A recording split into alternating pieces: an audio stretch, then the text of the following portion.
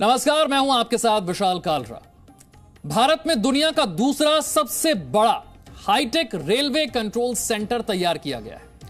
प्रयागराज में 75 करोड़ रुपए की लागत से करीब 4 एकड़ में यह कंट्रोल रूम बनाया गया है। ईस्टर्न कॉरिडोर पर मौजूद यह देश का सबसे बड़ा मॉडर्न और हाईटेक रेलवे कंट्रोल रूम है, जो कई खूबियों से लैस है।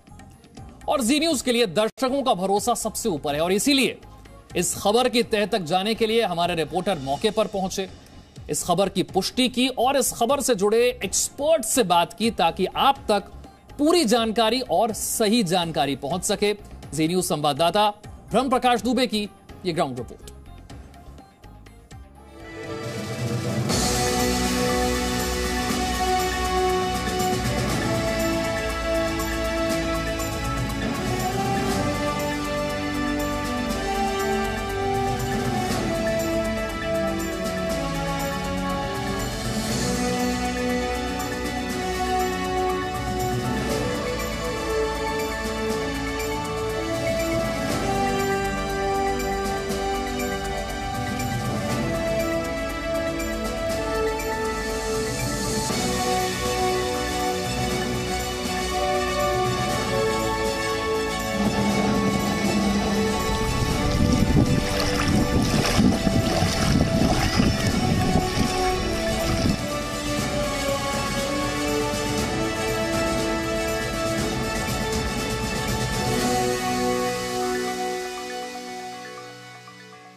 हम पहुंच चुके हैं प्रयागराज, जहां बना है रेलवे का सबसे बड़ा और हाईटेक कंट्रोल रूम।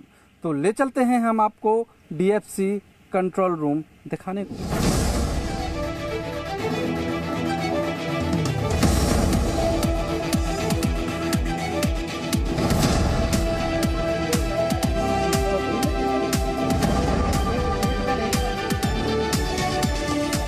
ये है देश की बदलती तस्वीर। प्रयागराज में तैयार किया गया डेडिकेटेड फ्रेट कॉरिडोर यानी डीएफसी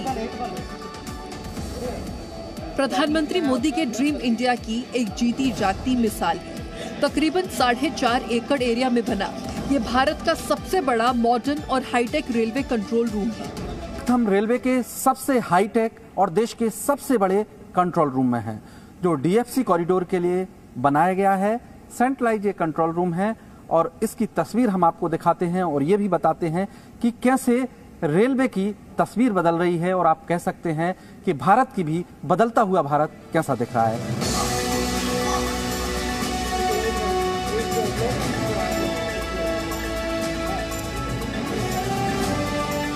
किस तरह से हम कहें कि आपका ये जो कंट्रोल रूम है ये दुनिया के सबसे हाईटेक कंट्रोल रूम में से है और ये एक देश की बदलती हुई तस्वीर को भी पेश करता है। अगर हम रेलवे में पुराने सिस्टम की बात करें तो हमारे पास अलग अलग रेलवेज हैं, उनकी अलग अलग डिवीजन है और डिवीजन में होता है क्या है कि अलग अलग कंट्रोल होते हैं जो ट्रेन को कंट्रोल करता है। उसके हिसाब से ट्रेनों का मोमेंट तैयार होता है और अगर मेरे को ट्रेन आगे देनी है तो आगे वाला स्टेशन मास्टर क्या बोलता है उस पर डिपेंड करता है। ये जो अभी डिजाइन किया गया है ये पूरा लुधियाना से लेकर दानकोनी तक पूरा ट्रेन का जो कंट्रोल है यहीं से पूरा होना है। इसकी ये खासियत है और ये वर्ल्ड का सेकंड लार्जेस्ट है। इससे पहले चाइना में इससे बड़ा है। इसका जो परिधि की हम बात करें ये करीब 90 मीटर का लंबाई है इसकी। मतलब इसकी स्क्रीन है जो वो 90 मीटर लंबाई हो। हाँ हाँ हाँ है इसकी। हाँ। जैसे जैसे आपके सेक्शन पूरे होते जाएंगे तो ये स्क्रीन भी बढ़ती जाएगी। जैसे अभी हमारा सेक्शन ये खुर्जा से लेके भावपुर तक खुल चुका है। इसमें हम बात करें तो पूरे हर एक स्टेशन में कितनी लूप लाइन है, कहाँ कहाँ पर सिग्नल है, हर एक 2 मीटर में सिग्नल है, ऑटोमेटिक सिग्नल सब दिखाई दे रहे हैं। जो ग्रीन है ग्रीन सिग्नल दिखाई दे रहा है, जहाँ रेड है जैसे हम इसकी बात करते हैं जो रेड दिखाई दे रहा है ये यहाँ पर हमारी एक ट्रेन जा रही है अभी, ये भावपुर से जा रही है, दिल्ली की साइड में जाएगी मूवमेंट होते होते। तो जहाँ ट्रेन पहुँच रही है वहाँ रेड हो रहा है। हाँ ये रेड हो रहा है जहाँ ट्रेन पहुँच रही है। हम इसको कह रहे हैं कि इस तस्वीर को कि ये रेलवे की तस्वीर बदलने वाली तस्वीर अलग तस्वीर भी दिखाती है। किस तरह से हाईटेक टेक्नोलॉजी का प्रयोग किया गया है और अभी जो चलता है रेलवे में सिस्टम वो उससे किस तरह का बदला हुआ है। जैसे मैंने पहले बोला था कि यहाँ पर सारी की सारी चीज़ें यहीं से सेंट्रलाइज कंट्रोल होगी, चाहे मेंटेनेंस का सिस्टम हो चाहे ट्रेन ऑपरेशन का सिस्टम हो। रेलवे में क्या होता है बहुत सारी ट्रेनों क्रॉसिंग करना पड़ता है हम लोगों को। यहाँ पर क्रॉसिंग की इतनी ज़्यादा जरूरत नहीं पड़ेगी क्योंकि डबल लाइन सेक्शन है और केवल गुड्स ट्रेन चलेगी एक एक के पीछे। और जब यहीं से हर चीज़ कंट्रोल हो रही है तो किसी से आगे पूछने की जरूरत भी नहीं है कि आगे का लाइन क्लियर है नहीं, सब कुछ यहीं पर दिखाई दे रहा है, कहीं पर लाइन क्लियर है क्या। इवन ट्रैक में या सिग्नल में कहीं पर कुछ खराबी आती है तो हमको यहाँ पर इंडिकेशन मिल जाता है कि यहाँ पर्टिकुलर जगह पर कोई इशू आ रहा है, तो हम यहाँ से अपने जो मेंटेनेंस का यूनिट है जो करीब करीब 100 किलोमीटर पे एक हमने रखा हुआ है, उसको हम यहाँ से डायरेक्शन देंगे, उसको अटेंड करेंगे। यह भारतीय रेलवे का सबसे बड़ा ड्रीम प्रोजेक्ट है जो गुड्स ट्रेनों के परिचालन के लिए बनाया गया है। कि देश की जनता को या कहें कि रेल पैसेंजर को किस तरह का इनडायरेक्टली फायदा होगा आपके इस कंट्रोल रूम से, आपके इस कॉरिडोर से, तो उसका किस तरह से आप बताएंगे कि भाई आम जनता का इनडायरेक्टली ये फर्क पड़ेगा या रेल यात्रियों पर इनडायरेक्टली ये फायदा होगा?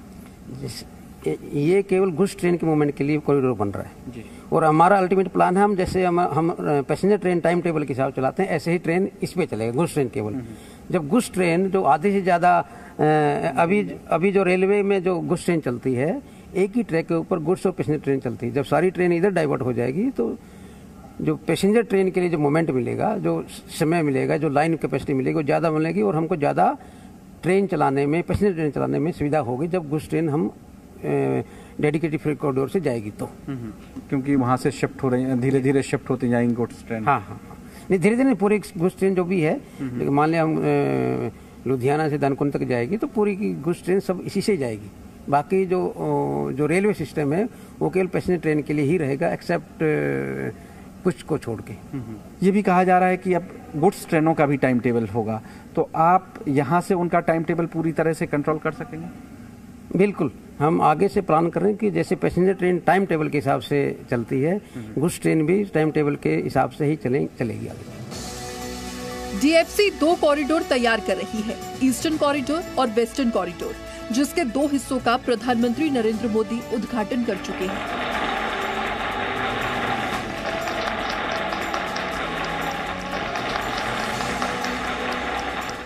ये जब पूरा कॉरिडोर बन जाएगा तो इसका पूरा ईस्टर्न कॉरिडोर का कंट्रोल रूम ये होगा?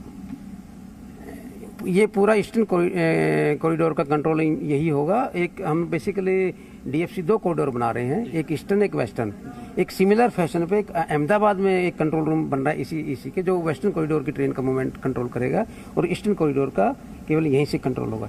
इसके बैकअप करने के लिए इनके कुछ इशूज आ जाते हैं। नोएडा में दोनों का कंबाइन एक और बड़ा ओसीसी बनेगा जो नोएडा बनने वाला है। हम कहें कि वर्क कल्चर भी इससे बदला है, तो उससे रेलवे को किस तरह का फायदा आप देखते हैं? खासतौर से डीएफसी कॉरिडोर में इस तरह से हाईटेक कंट्रोल रूम बनने से किस तरह का वर्क कल्चर भी बदल रहा है? Work culture in the sense जब टेक्नोलॉजी बढ़ती है तो वर्क कल्चर में इम्प्रूवमेंट आता ही आता है। अगर आपके पास में अच्छे वर्क करने की सुविधा है तो आउटपुट हमेशा बढ़ता ही है। यहाँ तक ट्रेन ऑपरेशन की बात मैं पहले भी बोल चुका हूँ कि यहाँ पर सब कुछ आपको टेक्नोलॉजी के हिसाब से स्क्रीन पे दिखाई दे रहा है, उसके हिसाब से हम अपना एक्शन ले सकते हैं।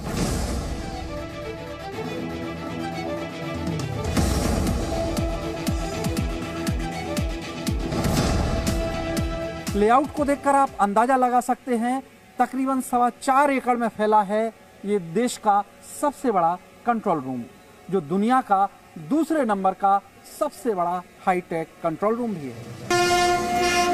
डीएफसी रेलवे ट्रैक के ऊपर से गुजरने वाली बिजली की लाइनों की भी निगरानी करने में सक्षम है, जिससे न सिर्फ समय की बचत होगी बल्कि मैन पावर भी कम लगेगी। इस सेंट्रलाइज्ड कंट्रोल रूम से गुड्स ट्रेनें तो मॉनिटर होंगी ही, इसके अलावा यहाँ पर जो बिजली की लाइन होती है वो भी पूरी तरह से यहाँ से उस पर निगरानी की जाएगी।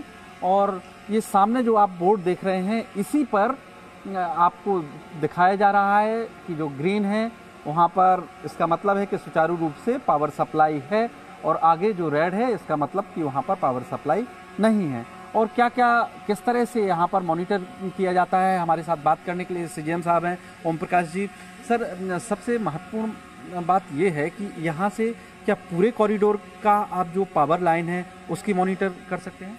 इसको हम स्काडा सिस्टम बोलते हैं, जहाँ से पूरे कॉरिडोर की पावर सप्लाई मॉनिटर होती है। जैसे हम लोग उधर देख ही रहे हैं अभी आपके, जैसे ग्रीन है इसका मतलब फुल्ली चार्ज है हमारा सेक्शन, यहाँ पर इलेक्ट्रिसिटी अवेलेबल है। जो ग्रीन वाला जो लाल वाला जो दिखाई दे रहा है वहाँ पर हमारा कोई मेंटेनेंस के लिए कुछ ब्लॉक चला हुआ है। और इनके यहाँ पर मान लिया कहीं पर कोई फॉल्ट आता है तो हमारे पास पूरा सिस्टम है, ये जहाँ भी फॉल्ट आएगा ऑटोमेटिकली रेड हो जाएगा और हम अपनी टीम को वहाँ से बोलेंगे कि वहाँ पर क्या खराबी आ गया, वो जाकर उसको ठीक कर लेंगे। ये 24/7 मॉनिटर 24/7 मॉनिटर। इसमें जो पावर सप्लाई में अगर जैसे ट्रेन निकल रही है, आंधी तूफान आता, कई बार कहते हैं कि पावर सप्लाई डिस्टर्ब हो गई, टूट गया, वायर टूट गया, तो उसको किस तरह से मॉनिटर करते हैं? ये हर एक किलोमीटर वाइज हमारे पास में डाटा आता रहता है। जहाँ भी पावर सप्लाई फेल होता है वहाँ पर हमारा जो सिस्टम है ये आपका कंट्रोल का, उसी लोकेशन पर्टिकुलर लोकेशन पे वो सिस्टम एकदम से रेड हो जाएगा। अच्छा। फिर हमारी टीम में जो कम्युनिकेशन सिस्टम है, हमारे वहाँ पर करीब 100 किलोमीटर के पास में एक मेंटेनेंस टीम रखी हुई है, हर टाइप की सिविल इंजीनियरिंग, एसएनटी का और इलेक्ट्रिकल का। हम यहाँ से इंस्ट्रक्शन जाता है, वो उसको जाकर रिपेयर करते हैं। यानी ये जो पूरा कॉरिडोर है उसकी पावर सप्लाई भी यहीं से आप मॉनिटर कर सकते हैं? पूरे कॉरिडोर की power supply, signalling system and civil work तीनों के तीनों यहीं से मॉनिटर होंगे। अभी तक जो रेलवे में रूटीन होता रहा है उसका सिस्टम किस तरह से चलता है? अभी तक रेलवे में जो रूटीन होता है कि हर एक डिवीजन में अपना अपना कंट्रोल होता है। कंट्रोल से जो भी इंजीनियरिंग कंट्रोल होता है, एक ऑपरेटिंग कंट्रोल होता है। ऑपरेटिंग कंट्रोल एक इंजीनियरिंग कंट्रोल को बोलता है कि वहाँ पर ये खराबी आ गई, फिर वो पिटलाई के पास में उसकी खबर जाती है जो हमारे सुपरवाइजर स्टाफ है बेसिकली। यहाँ से सीधा, क्योंकि एक ही जगह से कंट्रोल करना है, इलेक्ट्रिकल, एसएनटी, सिविल सारे के सारे यहीं से कंट्रोल होंगे और यहीं से इन्फॉर्मेशन आगे दी जाएगी। यानी जो कहें कि मल्टीपल चैनल हैं वो उस तरह का नहीं रहेगा? हाँ, जो मल्टीपल इंस्ट्रक्शन है वो बंद हो जाएगी। और हमारा जो मेंटेनेंस का जो सिस्टम है वो भी सारे के सारे जो भी हमारे एसेट है, चाहे सिविल से हो, चाहे इलेक्ट्रिकल का हो, चाहे सिग्नल का हो, एक ही जगह से मेंटेनेंस सिस्टम का जो हमारा मैन पावर है या वो एक ही जगह पर लोकेशन है, जो करीब 100 किलोमीटर के आसपास एक सिस्टम कवर करेगा। तो इसका मतलब है कि आपको लाइन दुरुस्त करने में सहूलियत होगी, टाइम कम लगेगा? टाइम कम लगेगा, इसमें मैन पावर कम लगेगी, दोनों को फायदा है और जल्दी भी होगा। और ये जो पूरा सेंट्रलाइज आपने बनाया है कंट्रोल रूम, यहाँ पर डिविजन्स के मुकाबले देखें, जितने लंबे एरिया में आपने ये बनाया हुआ है पूरा कॉरिडोर, उसके अगर डिवीजन में बांटते हैं तो ज़्यादा मैन पावर अभी भी लगता है? अब आप इसमें देखो कि टोटल हमारे ईस्टर्न कॉरिडोर के पास में एक ही कंट्रोल रूम है पूरा का पूरा। अगर हम बाकी डिवीजन की बात करें, डिवीजन में ही अगर हम टोटल करें तो इससे ज़्यादा जगह घेरते हैं, सारी कंट्रोल को इकट्ठा करेंगे तो एक डिवीजन के। ओके। हाँ, तो यानी कई गुना कई गुना हमको इससे फायदा होता है एक ही जगह पे कंट्रोल करने से, और मैन पावर बहुत कम हो जाएगी। कंट्रोल रूम से ट्रेनों की मॉनिटरिंग के साथ साथ उनका रूट भी तैयार किया जा सकता है। स्क्रीन पर हम आपको दिखा रहे हैं कि एक ट्रेन कहां पर दौड़ रही है और किस रूट पर जाएगी, कैसे उसको मॉनिटर करते हैं। जैसे इस पॉइंट पर आप देख रहे हैं ये रेड है, यानी इस पर अभी ट्रेन है, चल रही है। और जैसे जैसे आगे ये व्हाइट वाले पोर्शन पर आएगी ये भी रेड हो जाएगा जब ट्रेन इस पर एंटर करेगी। ये आप येलो वाला जो ट्रैक देख रहे हैं, इसका ये रूट यहाँ से तय कर दिया गया है, यानी ट्रेन जब यहाँ से आगे बढ़ेगी तो इसी रूट पर आएगी, इसके रूट में कोई बदलाव नहीं हो सकता है क्योंकि कंट्रोल रूम से यही रास्ता तय किया गया है। तो इस तरह से यहाँ पर सेंट्रल जो है कंट्रोल रूम से मॉनिटरिंग भी की जा सकती है और उनका रूट भी तय किया जा सकता है, इसका ये फायदा भी है। प्रयागराज में यमुना नदी पर एक ब्रिज भी तैयार किया जा रहा है, जो इसी कॉरिडोर का एक अहम हिस्सा है। हाईटेक टेक्नोलॉजी के प्रयोग से रेलवे में जो बदलाव आ रहा है उसका सीधा फायदा धीरे धीरे रेल यात्रियों को भी मिलेगा। आप इस तस्वीर को बदलते भारत की बदलती तस्वीर भी कह सकते हैं। ब्रह्म प्रकाश दुबे, जी media, Prayagraj, Uttar Pradesh. V News app available on Google Play and App Store. Download it now.